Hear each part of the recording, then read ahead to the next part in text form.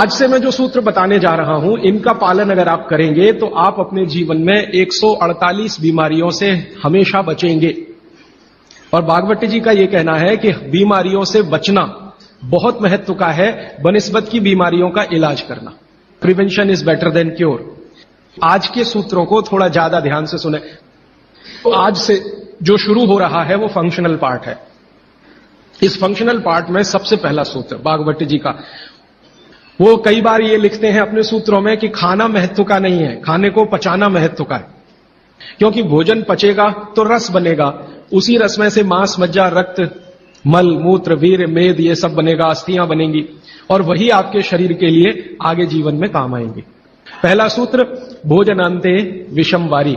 इसका सीधा सा अर्थ है भोजन के अंत में पानी पीना विष पीने के बराबर है।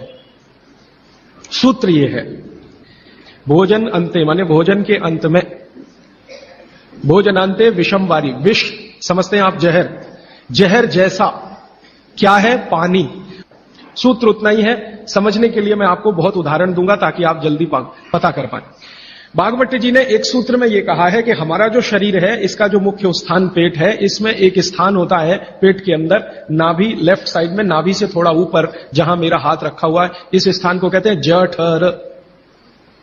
संस्कृत में कहते हैं जठर, हिंदी में कहते हैं आमाशय, अंग्रेजी में चाहे तो एपिगैस्ट्रिकम। भागवत जी कहते हैं कि इसमें अग्नि प्रदीप्त होती है।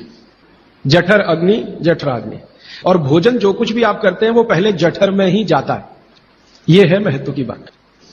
आपने रोटी का पहला टुकड़ा मुंह में डाला और जैसे ही टुकड़े को चबाना शुरू किया, लार बनना शुरू हुआ, तुरंत अग्नि प्रदीप्त हो जाती पहले ही टुकड़े में। तो ये अग्नि प्रदीप्त हुई। अब आप जो भोजन कर रहे हैं ये इस अग्नि के प्रभाव में पचेगा। तो भोजन के पचने की क्रिया में पहले भोजन रस में बदलेगा। पहले पेस्ट बनेगा, जैसे टूथपेस्ट की कंडीशन होती है वैसा बनेगा, लुगदी जैसा, फिर उसमें से रस बनेगा, फिर रस में से सब कुछ बनेगा।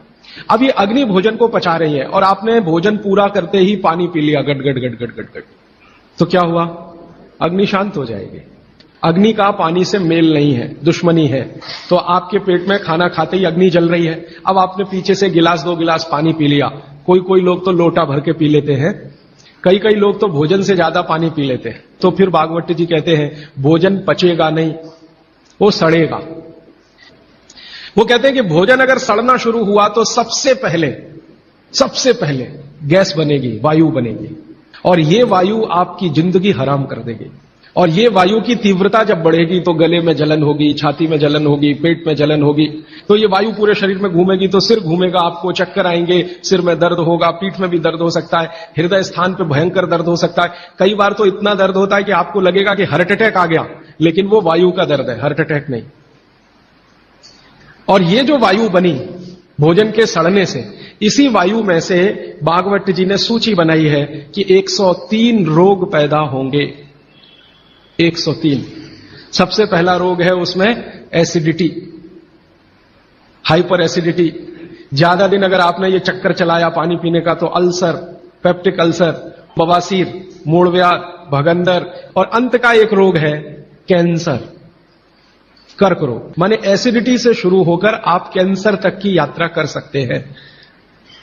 और बाद में भागवत जी कहते हैं, वो भी बता देता हूं, वो दूर का सूत्र है लेकिन यहीं पे ले आता हूं उसको, कि आपका जो भोजन सड़ेगा तभी कोलेस्ट्रॉल बनेगा।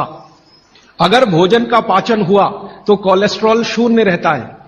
आप जानते हैं शरीर में 2 तरह का कोलेस्ट्रॉल है, एक गुड और एक बैड। अच्छा कोलेस्ट्रॉल माने एचडीएल, हाई डेंसिटी लिपोप्रोटीन। खराब कोलेस्ट्रॉल माने एलडीएल और उसका छोटा भाई VLDL, very low density lipoprotein.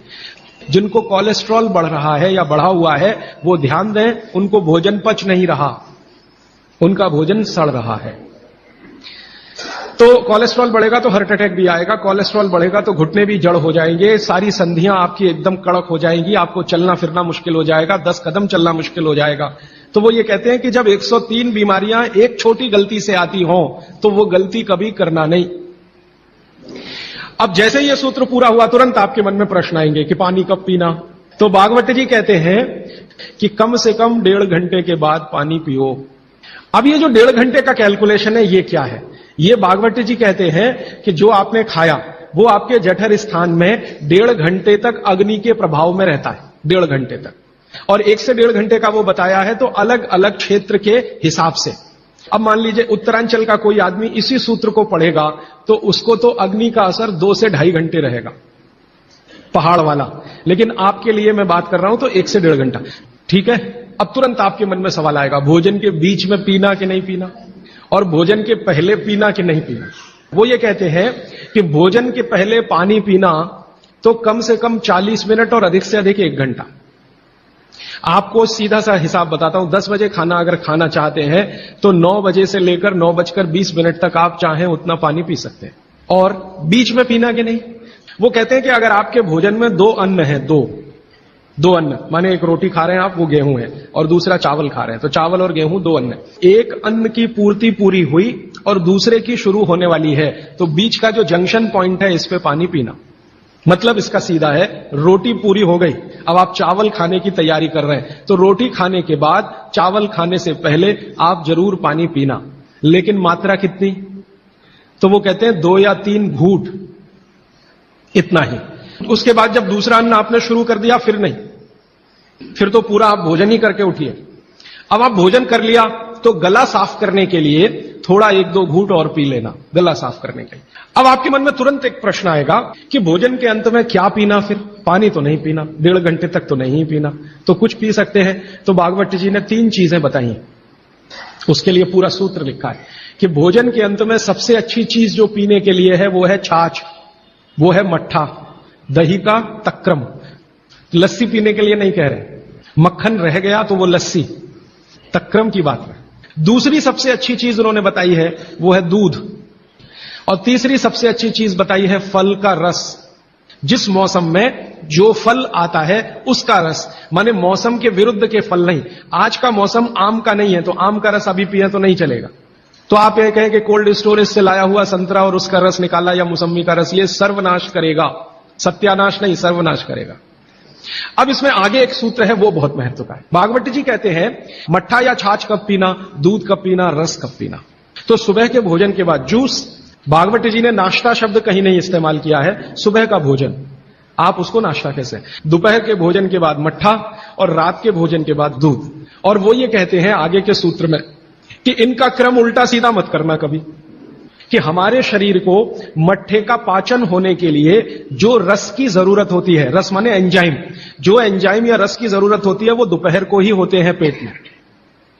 इसी तरह हमारे शरीर में दूध का पाचन होने के लिए जो रस की जरूरत पड़ती है या एंजाइम की जरूरत पड़ती है वो सूर्यास्त के बाद ही होते हैं, और जो रस और एंजाइम की जरूरत जूस पचाने के लिए है वो सुबह ही होते हैं। अब आप कहेंगे हमारे बच्चे तो स्कूल जाते हैं दूध पीकर जाते हैं, तो बदल दो, जूस पिलाकर भेजो। और आप कहेंगे जी पिएंगे नहीं, आप जैसी आदत डालेंगे बच्चे वैसे ही होने वाले हैं, क्योंकि बच्चे अपने से कुछ नहीं सीखते, वो आपका सिखाया हुआ है सारा कुछ। समझ जाएंगे तो उनकी भी जिंदगी में ये परमानेंट हो जाएगा। अभी इसके आगे का सूत्र है। तो पानी कैसे पिए, तो हमारे यहां पानी पीने के बहुत तरीके हैं। लोटा मुंह से लगाया गट गट गट गट उतार लिया, गिलास मुंह से लगाया गट गट गट गट उतार लिया। तो भागवती जी कहते हैं नहीं, ये तरीका बिल्कुल गलत है पानी पीने। वो कहते हैं कि पानी को चुस्कियां ले लेकर पिए। जैसे आप गर्म दूध पीते हैं ना, भागवती जी बिल्कुल उसके समकक्ष रखते हैं। अब ये क्यों, आप एक साथ पूरा पानी उतारें गले के नीचे और एक एक घूंट पानी उतारें गले के नीचे, दोनों में जमीन आसमान का अंतर है। क्या अंतर है, हमारे पेट में भोजन को पचाने के लिए अग्नि होती है और इस अग्नि को तीव्र करने के लिए अम्ल होता है, अम्ल, एसिड प्राकृतिक रूप से बनता है, और मुंह में क्षार बनता है जिसको लार कहते हैं आप, लार, स्लाइवा, सेलिवा, लार, लाला रस, अलग अलग नामों से आप जानते हैं। तो मुंह में बनती है लार, ये है क्षार, और पेट में बनता है अम्ल। आप थोड़ा भी अगर विज्ञान जानते हैं तो आप जानते हैं कि क्षार और अम्ल को मिलाओ तो हो जाता है न्यूट्रल, और न्यूट्रल का मतलब जिसका पीएच 7 है। ये जो पानी है ना, पानी ये ना अम्ल है ना क्षार है, ये न्यूट्रल है। तो भागवती जी कहते हैं कि पेट आपका अक्सर पानी के जैसा रहे तो बढ़िया, और जिनका पेट पानी के जैसा, माने पेट की अम्लता ना बढ़े और पेट का क्षारपन भी ना बढ़े, पीएच 7 के आसपास रहे, तो भागवत जी कहते हैं ऐसे व्यक्ति को 100 से ज्यादा वर्ष जीने की पूरी गारंटी है, बिना एक भी दवा खाए और बिना चिकित्सक के पास जाए। तो वो ये कहते हैं कि घूट घूट पिया पानी, अगर सिप सिप करके आपने पानी पिया तो ज्यादा लार अंदर जाएगी, तो अम्ल को शांत करने में मदद आएगी, इसलिए आपका पेट न्यूट्रल रहेगा, इसलिए पानी घूट घूट भर के पिए। और एक साथ गटगट पानी पिएंगे तो लार पानी के साथ मिल नहीं पाएगी, तो अंतिम रूप में जब वो पहुंचेगा पानी तो खाली पानी होगा। भागवत जी आगे कहते हैं, बहुत ही महत्व की बात है ये सब आपके लिए। वो ये कहते हैं कि जो व्यक्ति सिप सिप करके पानी पिए, वो देखें जानवर कैसे पीते हैं। चिड़िया कैसे पानी पीती है, चिड़िया एक ड्रॉप उठाएगी, फिर उसको ऐसे ऐसे मुंह में चलाएगी, फिर पिएगी, फिर दूसरी ड्रॉप उठाएगी, फिर ऐसे ऐसे चलाएगी, फिर पिएगी। ऐसे ही कुत्ता है, पानी को चाट चाट के पिएगा, शेर पानी को चाट चाट के पिएगा। ज्यादातर जानवर पानी को ऐसे ही पीते हैं। वो जानवर हमसे ज्यादा स्वस्थ हैं। किसी को डायबिटीज नहीं, कोई ओवरवेट नहीं, किसी को जॉइंट्स पेन नहीं, किसी को कुछ नहीं। बाघ भट्ट के पक्के चेले हैं ये सब जानवर। मैंने आपके सारे रोगों की एक दवा। तो मैंने ये एक्सपेरिमेंट शुरू किया। ये मैंने पढ़ा था 6 साल पहले। भागवत जी को मैंने 6 साल पहले पढ़ना शुरू किया। 3 साल पढ़ने में लग गया और 3 साल समझने में लग गया। तो आपको सुनकर हैरानी होगी, हमारे जो दोस्त हैं, सहयोगी हैं, जिनका वजन बहुत ज्यादा था, उन्होंने पानी सिप सिप करके पीना शुरू कर दिया और भोजन के 1.5 घंटे के बाद पानी पीना शुरू। ये 2 सूत्रों का ही परिणाम है कि सबके वजन पहले से आधे हो गए, सिर्फ पानी पीने का तरीका बदला। फिर मैंने डॉक्टरों से बात की कि ये चक्कर क्या है, तो उन्होंने कहा बात सीधी सी ये है कि जो लार है ना, इसकी मेडिसिनल प्रॉपर्टी सबसे ज्यादा है। आपने जानवरों को देखा होगा, उनको कभी भी कोई चोट लगे तो वो अपने लार से ही ठीक कर लेते हैं, चाट चाट के।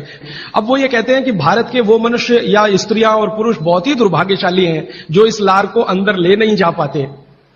जैसे तंबाकू खाने वाले लोग, गुटखा खाने वाले लोग, मावा खाने वाले लोग, थूकते ही रहते हैं उसको, थूकते ही रहते।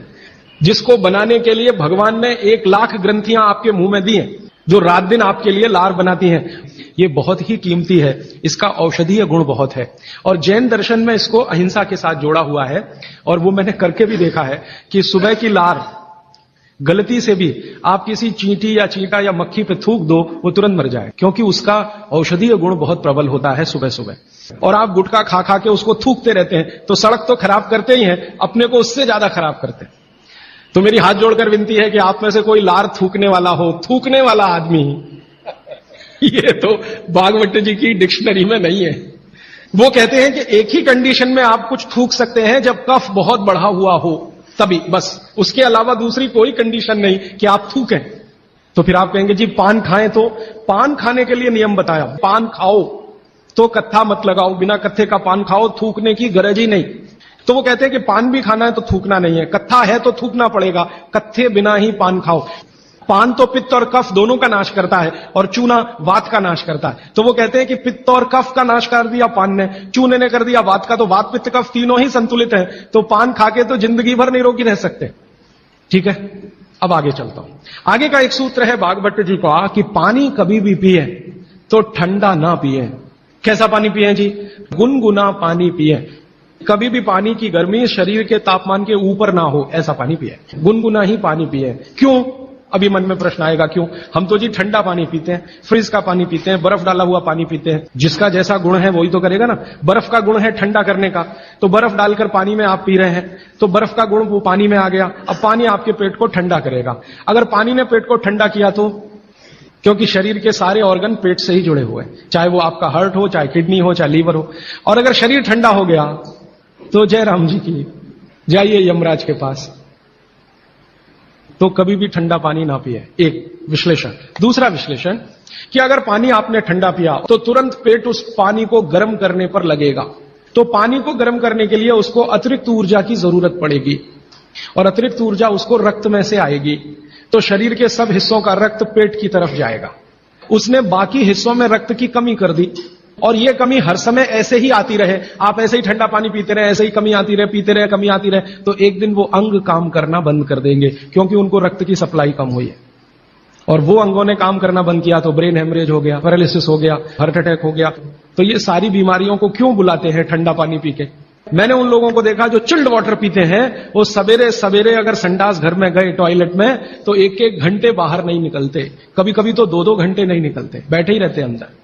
उनको पूछो भाई क्या कर रहे थे 2 घंटे टॉयलेट रूम में? कहते हैं जी न्यूज़पेपर पढ़ रहे थे, मैगजीन पढ़ रहे थे। क्यों पढ़ रहे थे? तो कहते हैं टॉयलेट आती ही नहीं, माने स्टूल पास होता ही नहीं, संडास होती ही नहीं, उतरती नहीं, तो क्या करें। और वो बेचारे वहां बैठे बैठे कई बार इतने परेशान हो जाते हैं कि तरह तरह की आवाजें निकालते हैं, फिर भी नहीं आती। फिर वो गाना गाते हैं, मेरे सपनों की रानी कभी आएगी, वो आती नहीं और कभी कभी जब बहुत ज्यादा परेशान हो जाते हैं ना, तो एक गाना गाते हैं, एक बार आजा आजा आजा, वो तब भी नहीं आती। ये है समस्या कि जो लोग बहुत ठंडा पानी पिएंगे उनको एक बीमारी है, वो है कॉन्स्टिपेशन, कब्जियत, कोष्ठबद्धता, बद्ध कोष्ठ होना। कॉन्स्टिपेशन का मतलब आपकी जो इंटेस्टाइन है ना, लार्ज इंटेस्टाइन, वो एकदम ऐसी संकुचित हो गई। तो अगर आपकी लार्ज इंटेस्टाइन ऐसी हो गई तो आपकी जिंदगी भी ऐसी ही हो जाएगी।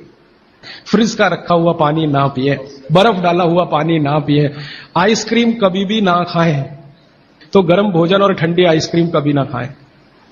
अक्सर मैं शादियों में, बारातों में जाता हूं तो वहां मैंने देखा है कि भोजन गर्मा गर्म कराएंगे, अंत में आइसक्रीम जरूर खिलाएंगे। सर्वनाश, बुला बुला के हमारा सत्यानाश करते हैं। ना मरो तो जल्दी मर जाओ। ऐसा आजकल आतिथ्य इस देश में चल रहा है। पहले कहते थे अतिथि देवो भव, अभी अतिथि दुश्मन भव। अभी चौथा सूत्र, आज का आखिरी सूत्र। भागवत जी कहते हैं कि सुबह का जीवन आपका जब शुरू होता है तो दिन की शुरुआत में सबसे पहले पानी पिए। दांत धोए बिना पानी पीना, मुंह धोए बिना पानी पीना, कुल्ला किए बिना पानी पीना। कारण उसका यह है कि रात भर जब आप सो रहे थे तो शरीर की सारी क्रियाएं तो शिथिल हो जाती हैं, लेकिन ये लार बनने की क्रिया ज्यादा शिथिल नहीं होती, ये चालू रहती है। तो रात भर आपने लार बनाई है, मुंह में जगह जगह जमा है, वो अंदर जाना बहुत जरूरी है क्योंकि वो बेशकीमती है।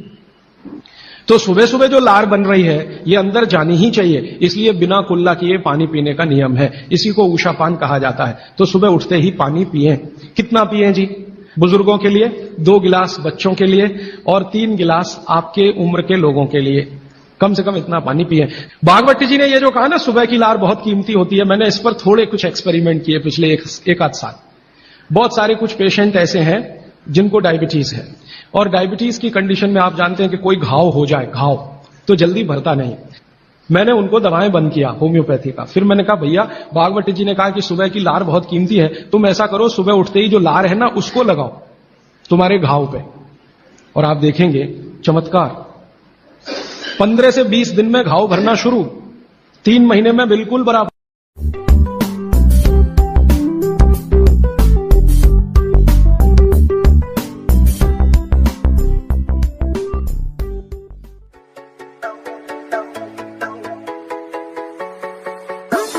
पहले तो चैनल सब्सक्राइब करें, फिर लाइक, कमेंट और शेयर करें। और हाँ, हमारा एंड्रॉयड ऐप डाउनलोड करना ना भूलें।